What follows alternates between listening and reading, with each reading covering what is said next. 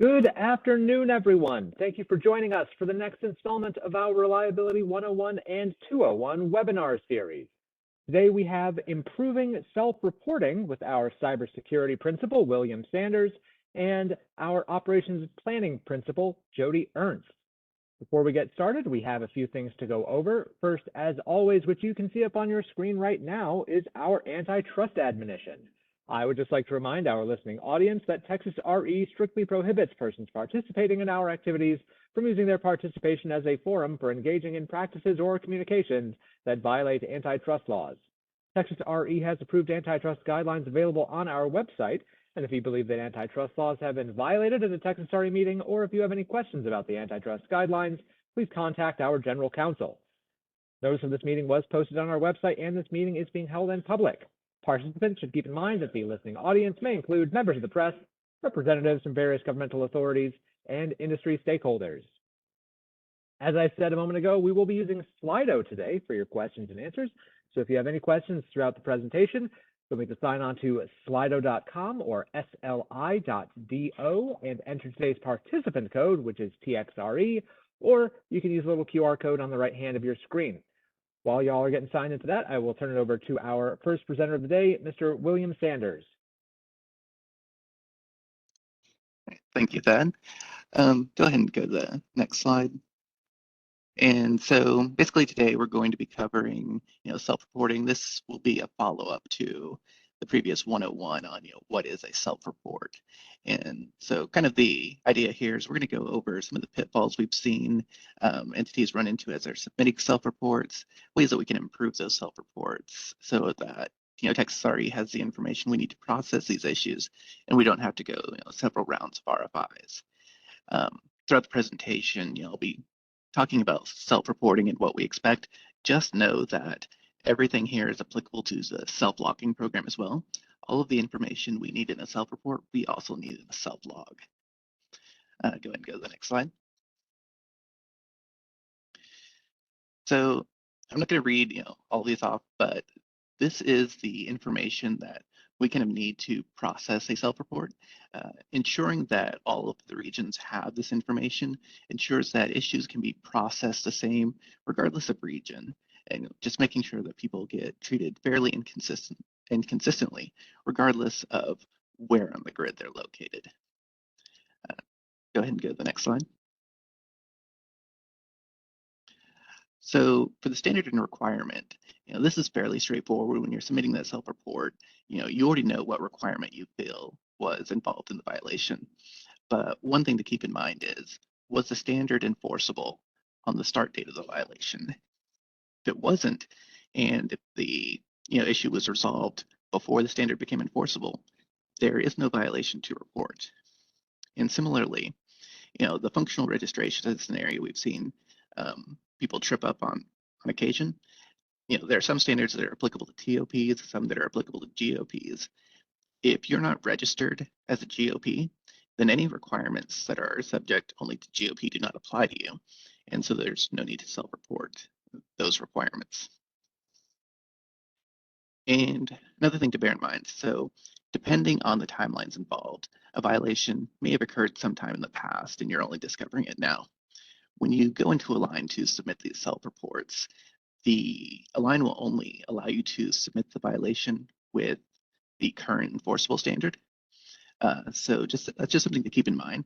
Texas RE will address that. We can change the version of the standard on our end if necessary. So don't worry about that particular piece being wrong in the self-report. As long as the standard is correct and that standard is enforceable, we can work with you on that. Go ahead and go to the next slide. So for the discovery date, this is the date that you discovered that there was potentially a violation of the NERC standards. And so, what series of events led to that discovery? But also, one thing that the ERO kind of expects is we will receive self-reports within 3 months of discovery. And so if an issue comes in and, we see that it was discovered, 2 years prior and was submitted today, NERC may have questions about that. And so in those situations, we'll have to send an RFI and gather that information from you. And another thing that I want to cover here is, as we're talking about all this information we need from the self-reports in that 3-month timeline, we're aware sometimes this research can take time. Don't let perfect be the enemy of good. It is better to submit a self-report in 3 months with some of the information missing so that Texas RE can be aware of the situation. We can start to work with you on it rather than waiting 2 years. 2 years later, we may have some questions to ask, and now you're having to dig through data that is 2.5 years old, and it can be harder to find, whereas it might have been much easier to find 3, 4, 5 months into the process. Go ahead and go to the next slide. For the discovery and root cause, so what series of events led to the discovery of the violation? Was this a detective control? Was it random chance? How did you find out that something was wrong? And so, if it was part of your detective controls, go ahead and talk about that. Be verbose in your self-report. This is your opportunity to tell your story of what happened, and it's entirely your choice if that story is 3 words long or 500 words long.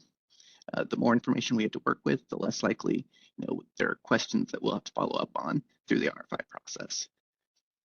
Go ahead and go to the next slide. The scope of the violation. One of the things we need to know is what types of BES assets were involved. Was this violation at a control center, a power plant, or a substation? And how many devices were involved? From a risk assessment perspective, there's a large difference between a violation involving 1 device versus 100 devices. Those violations of the SIP standards, what were the impact ratings and categorizations of the devices involved? Were these BES cyber assets? Were they protected cyber assets? If you include that information in your self-report, along with the device counts, we won't have to send an RFI, following up with you, asking you for that information later. Go ahead and go to the next slide. So for the series of events leading to the violation ending, what did you do to end the violation? If this was a violation for not installing a patch, maybe you installed a patch. And then does the evidence that you're submitting, demonstrate that, support that conclusion? And does it also support the end date? This is an area we see, some mistakes happen on occasion. We will receive evidence, but it's not dated. So without any information in the evidence showing that end date, the best we have to work with is the submission date of the evidence. So when possible, definitely include dates on those evidence submissions, as well as any narratives, explaining how your end date was determined. And go ahead and go to the next slide. For actions to prevent reoccurrence, this is very similar to the actions that end the violation. What actions have you taken, or what actions will you be taking in the future? If you're going to be implementing a new system to prevent this violation from occurring in the future, you don't need to wait until that system is implemented before submitting the self-report. We can work with future activities to prevent reoccurrence of non-compliance. And so, as before, does the evidence support the conclusion? If you've already implemented the systems, show us that implementation evidence. And if you haven't, just an expected timeline will do. And then similar for the implementation dates, date your evidence when possible. And if not, we will have to end up using the submission date of the evidence as the date that the activity occurred. Go ahead and go to the next slide. For the extent of condition review, once you've discovered that a violation has occurred, one of the things we want to be sure of is that there are no other instances of that same type of violation being present. And that's where the extent of condition review comes in. So if there's, for example, an individual had their training expire, it can be good to look at all of the training records to make sure you don't have any other individuals with expired training. That said, not all violations require an extent of condition review. So if this is a minimal risk issue and you're confident that the scope is limited to this one instance, you can opt to not perform that review. But we will expect to see a narrative response describing why you feel it wasn't necessary and why you feel that you address the entirety of the violation.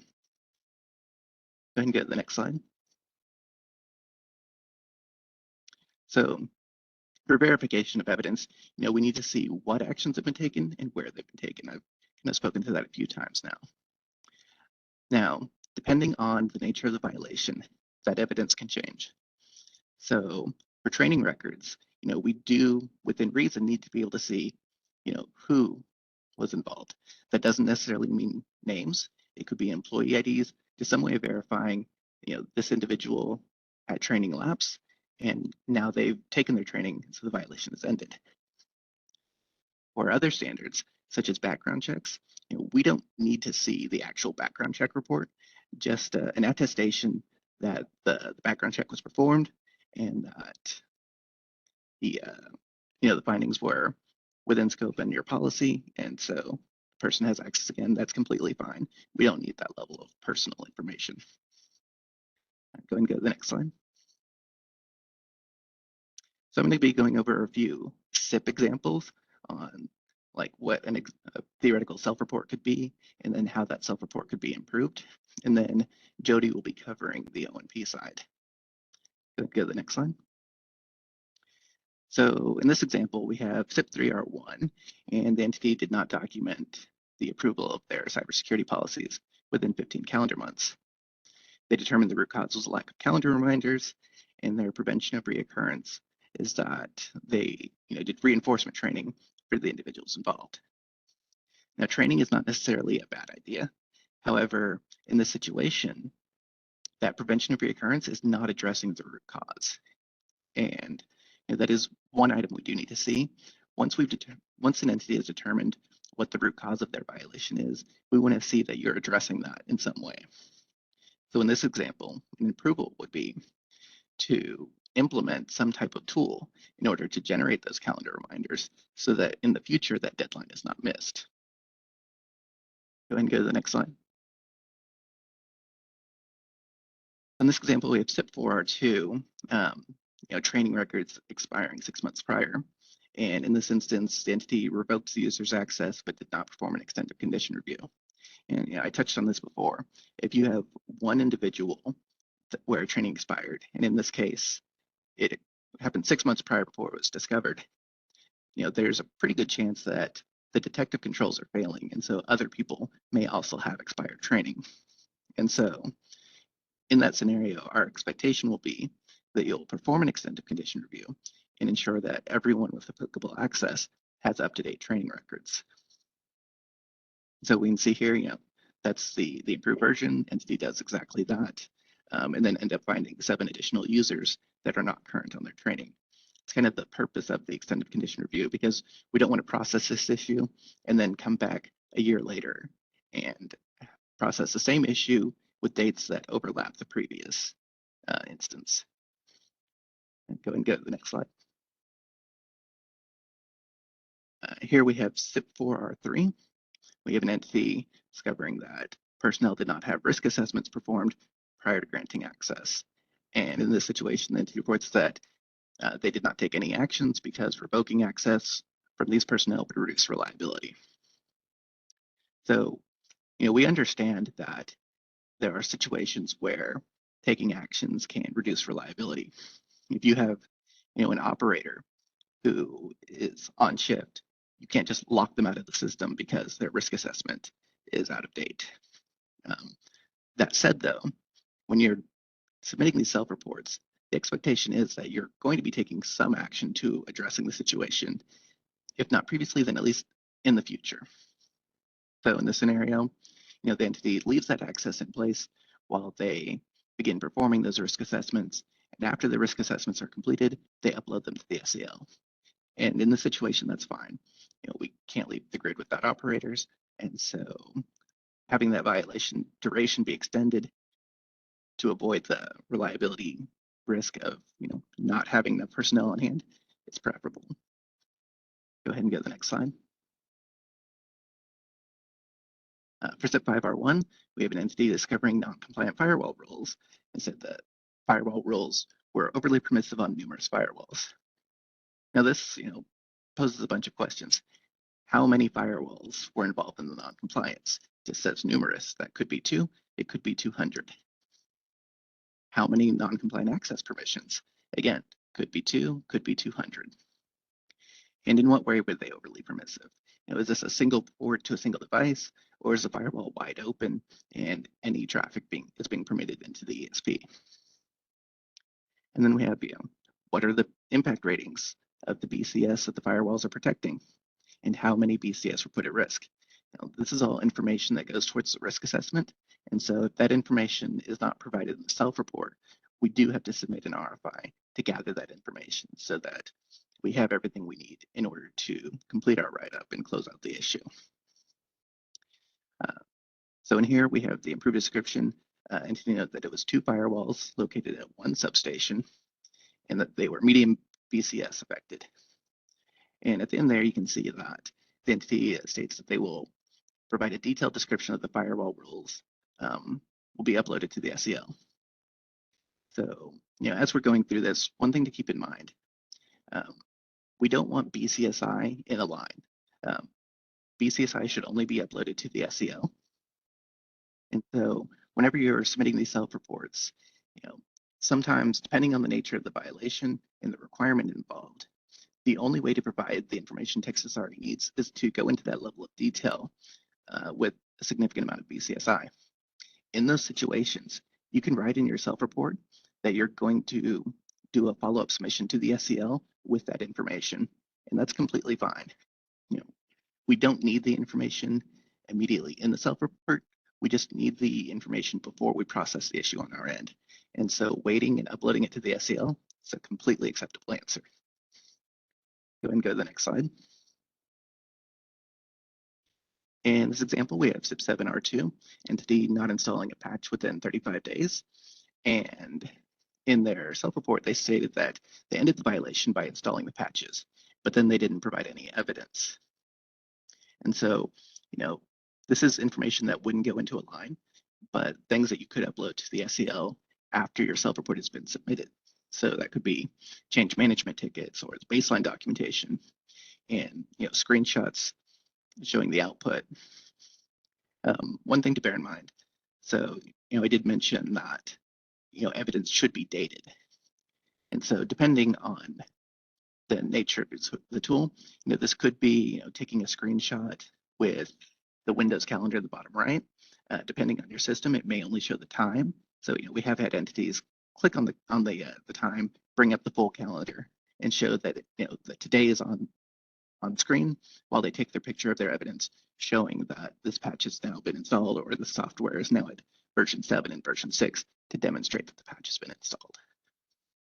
Go ahead and go to the next slide. For here, we have SIP8. We have an entity testing their cybersecurity incident response plan, but they reported they did not use a reportable cybersecurity incident.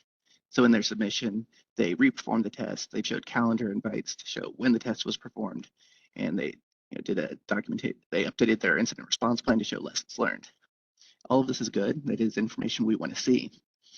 But in this scenario, since the violation was that a reportable cybersecurity incident was not used, we are going to need to review the test scenario that was performed in that follow-up test to ensure that that second scenario does meet the definition of reportable cybersecurity evidence or cybersecurity incident. That falls into that, that concept of the ERO verifying the evidence. We want to make sure that everything is compliant before we close out these issues. So in this example, the entity still uploads, the updated incident response plan and the calendar invites, but they also upload their testing document to the SEL so that we can review that scenario and we can see that it was performed with a reportable cybersecurity incident. Go ahead and go to the next slide.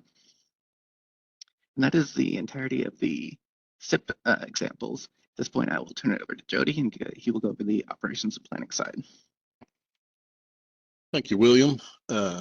Greetings, my name is Jody Ernst, Operations and Planning Principal.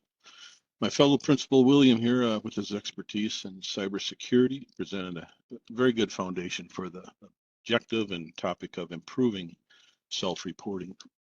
Excuse me. I appreciated that in the agenda for this presentation, it included reduce or eliminate RFIs or requests for informations. I believe that's reasonable and obtainable goal with improved self-reports. All of the same ERO expectations of a self-report that William went over also apply to the operations and planning, planning self-reports and the self-logs. From the long list of operations and planning reliability standards for this last section, the focus will be only on one standard, and that's VAR -002-4.1. And the first of its three requirements will be in detail. VAR 2 4.1 was chosen because it's frequently identified in generator operator and generator owner self-reports. I do have extensive real-time operations experience with this standard, operating as a generator operator and a transmission operator as well. Next slide, please. Requirement 1. This is normal operations. The generator operator will be, when he's synced online or connected, he'll be with his AVR in service, automatic voltage regulator, AVR in service and controlling voltage. That's normal operations. And when we start to differ from that, what's paramount for this requirement, this standard actually, is communications between the generator operator and the transmission operator. There are some exemptions here. That is the, if you're in startup, shutdown, or testing. I want to back up. VAR 2 4.1 applies to, it's applicable to generator operators and generator owners. Transmission operators involved with the communications, but this standard in itself applies to the generators and the operators and owners. If you're in startup mode or shutdown or testing, you're able to notify the TOP, the transmission operator, that you're in one of those modes. A lot of these violations could be avoided. Again, it's paramount that the communications are happening between the generator operator and the transmission operator. The other communications that need to take place is if you're not controlling, that you've notified the transmission operator, you're not in startup, shutdown, or testing mode, but for some other reason you're unable to comply with that, you've made the notification to the transmission operator. Next slide, please. Here's a scenario of this self-report. A generator operator discovers that a generation resource that had started up and came online 4 hours ago had never turned on its automatic voltage regulator, or AVR. Self-report states that the generator operator notified the generation resource that didn't have its AVR on and directed them to put that in service, ending the non-compliance. There was no other explanation or discussion about how that ended, which that actually didn't end the non-compliance. So an improved self-report would be the same, that it starts. The self-report stated that non-compliance has ended. However, there was no description on the self-report on how it ended, along with no evidence had been uploaded to the SEL, so that there could be no verification. Actions taken on a improved self-report. These first 4 bullets are actually good utility system operator practice. You can read them and go through them, but the 5th bullet's probably the most important. That's a notification was made to the transmission operator with generation resource name, unit online time, and all AVR status change times since synchronizing online that operating day. With that information, then the self-report's able to be processed more efficient. Next slide, please.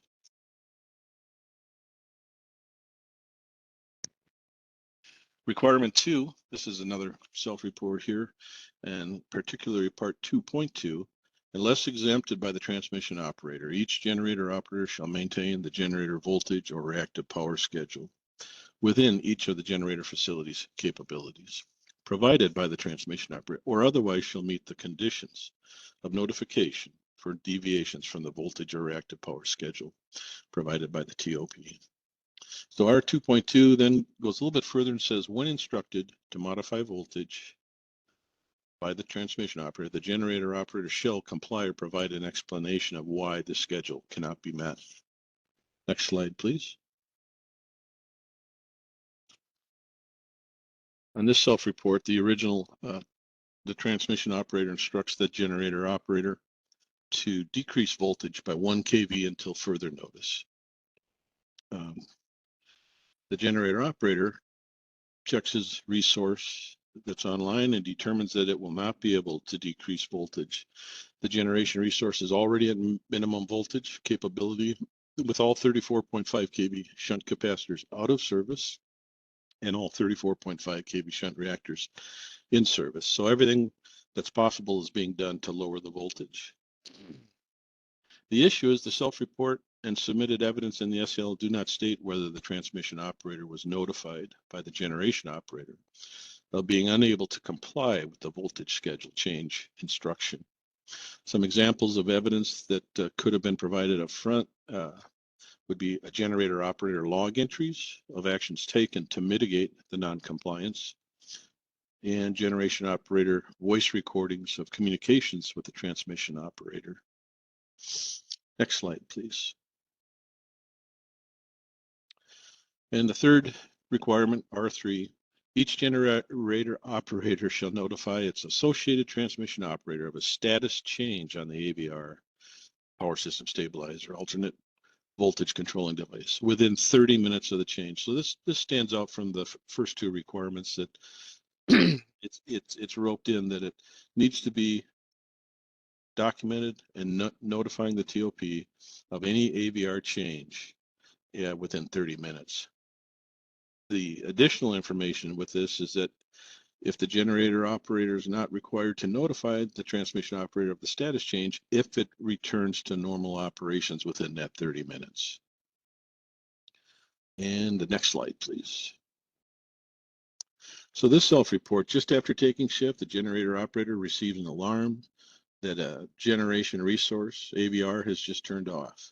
The generation operator noted that the time and acknowledged the alarm, stopping the audible sound flashing on the energy management system, EMS, alarm display. The generator operator monitored the AVR status for a few minutes, checking on if it would return to normal on operations. Sometimes a communication blip causes these to indicate off or on. The generator operator was distracted with other operator actions and lost track of time. With the alarm acknowledged and silenced 36 minutes ago, and the AVR continuing to indicate off. So now he's in. Now the generator operator is in violation of the standard, not meeting the 30-minute notification time for the TOP. So the issue is same thing. The generation operator was made aware of a generation resource AVR indicating off and failed to notify the transmission operator of AVR status change within 30 minutes of the change. No statement or evidence uploaded to the SCL of the transmission operator being notified. Again, examples of evidence would be the generator operator log entries of actions taken to mitigate the non-compliance, generation operator log entries or voice recordings of communications with the transmission operator. Those would be very helpful in processing this violation. Next slide, please. All right. Turn this back over to the presenter for us. Thank you. Oh, well, thank you very much, Jody, and thank you, William. Folks, if you'd like to get in contact with either of today's presenters, William or Jody, we've got their contact info up here. You can find this presentation on our training page. As I'm sure most of you know who have been attending these thus far, we do have a few more Reliability 101 and 201s left. The next one is going to be tomorrow afternoon, same time, same place. That one's going to be on NERC data submissions, event analysis, and guidelines. Now, if we've got any questions in the audience, I ask that you please submit them to Slido. We'll give you just a quick minute to get any last-minute questions you might have. If you're laying awake in bed tonight, rolling around thinking, I wish I'd ask that question, you can always send them to information@texasre.org. Now, William and Jody, we don't have any questions yet, so if you'd like to make closing remarks while we stall for time and allow folks a chance to get their questions in, that would be terrific. Gotcha. No, just kind of reiterate what you said, that if there are any questions in the future, we're always open and we'll work with individuals or entities. And, it's always better to get the answers to these questions, before a self-report or before an audit rather than during and after the fact. So if, no questions come up today, but, even a month from now, feel free to send them in. Great. Thank you so much, William. Yes, we love questions. We get them all the time. And I like to think that we do a good job of answering them thoroughly and promptly. Oh, and we stalled just long enough. Jody and William, we've got a question for you up on the screen. All right, so the question is, if you submit a self-report and later find evidence that you were compliant, how do you resolve this? And that answer is go ahead and, so depending on where you are at in the issue processing process. So if you have submitted the self-report and enforcement has not contacted you yet, go ahead and upload that evidence to the SEL, and you can reach out to enforcement at Texas RE, let us know that that's been uploaded.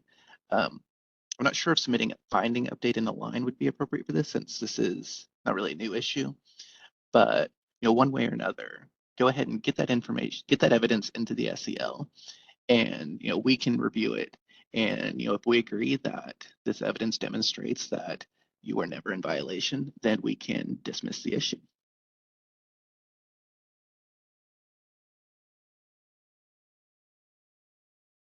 That's all I have on that. If there are any other questions. No, I think we are out of questions for today. So again, William, Jody, thank you so much. Our listening audience, thank you for tuning in, and we hope to see you again tomorrow for NERC Data Submissions Event Analysis and Guidelines. Have a great afternoon.